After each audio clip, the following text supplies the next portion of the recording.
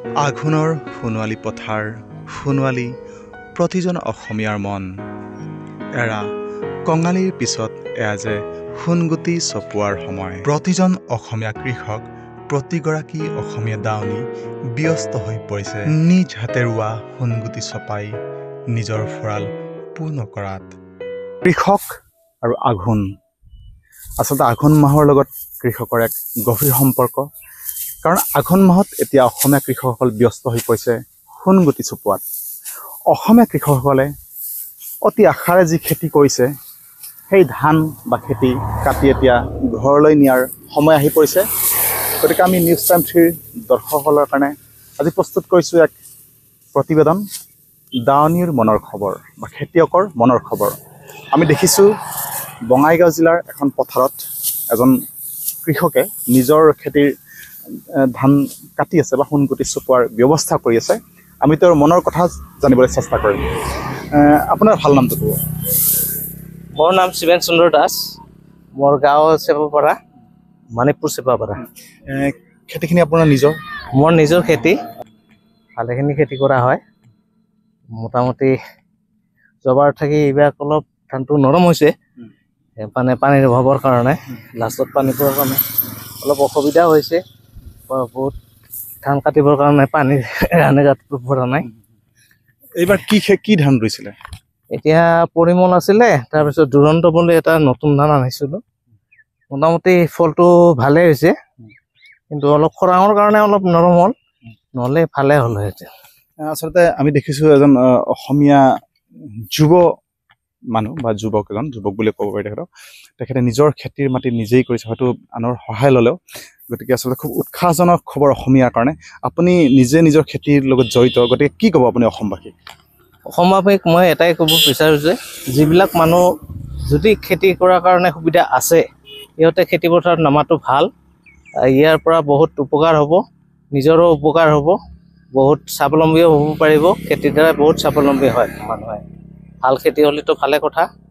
আৰু উন্নত ধৰণৰ খেতি আছে মই লাৱণ্য বুলি এটা খেতি কৰিছিলোঁ মোটামুটি 1.5 বিঘামান মোটামুটি হ'লেও 14 মান পাইছোঁ মোটামুটি ভালে আৰু খেতিটো এইটো খেতি কৰাটো ভাল আৰু ঠিক আছে আমাৰ ফালৰ পৰা তেখেতক শুভেচ্ছা জ্ঞাপন কৰিছোঁ তেখেতসকলৰ কাৰণে আদৰ্শ ধন্যবাদ হয় ভাৰত কৃষি প্ৰধান দেশ অসম কৃষি প্ৰধান ৰাজ্য কৃষিয়েই লখিমী কৃষিতেই জীৱনৰ বসতি অৱশ্যে কৃষি কাৰ্যত নতুন নতুন প্ৰযুক্তিবিদ্যা ব্যৱহাৰ কৰাত পিছ পৰি থকা নাই আমাৰ অসমৰ কৃষকো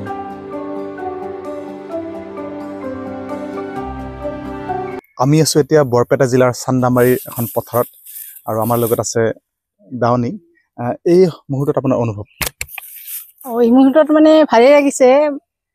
লাগছে কষ্ট কৰি মানে অলপ নিজে হাতে কষ্ট কৰিছোঁ নিজে উপাৰ্জন কৰি খাইছোঁ নিজ ঘৰৰ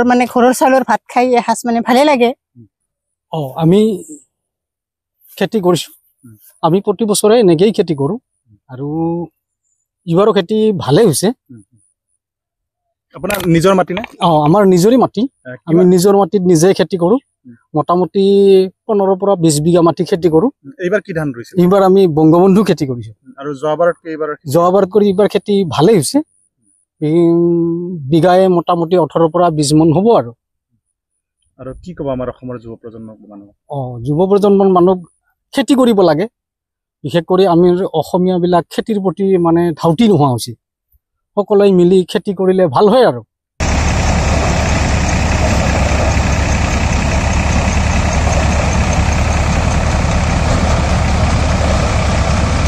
আমাৰ লগত আছে চান্দামাৰী পথাৰৰ আন এগৰাকী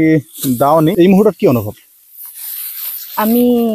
ঘৰৰ মাটিত খেতি কৰিছোঁ ধান ৰুইছোঁ নিজৰ ধান ৰুই নিজৰ ঘৰুৱা চাউলৰ ভাত খাই আমি ভাল পাম যে আমি খেতিয়ক মানুহ নিজৰ মাটিত খেতি কৰিছোঁ প্ৰতি বছৰে আমি বিভিন্ন ধৰণৰ খেতি কৰোঁ এইবাৰ আমি বংগবন্ধু ধানৰ খেতি কৰিছিলোঁ আৰু মোটামুটি আমাৰ খেতি পথাৰত ভালেই হৈছিল কিন্তু বিশেষ পোক পৰুৱাৰ কাৰণে এইটো আমাৰ ভুৰ পোক ওলাৰ কাৰণে এটা সময়ত তাৰমানে ধানবিলাক কাটি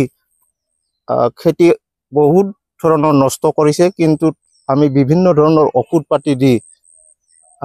সমস্যাটো আমি সমাধান কৰিছোঁ, কিন্তু চৰকাৰৰ পৰা এতিয়ালৈ আমি কোনো ধৰণৰ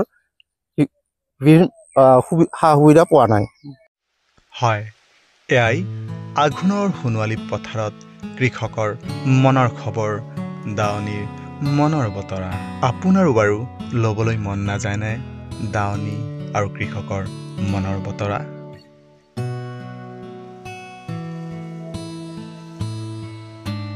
আবিৰ কাশ্যপৰ সহযোগত উদয়ন নাথৰ ৰিপৰ্ট, নিউজ টাইম 3।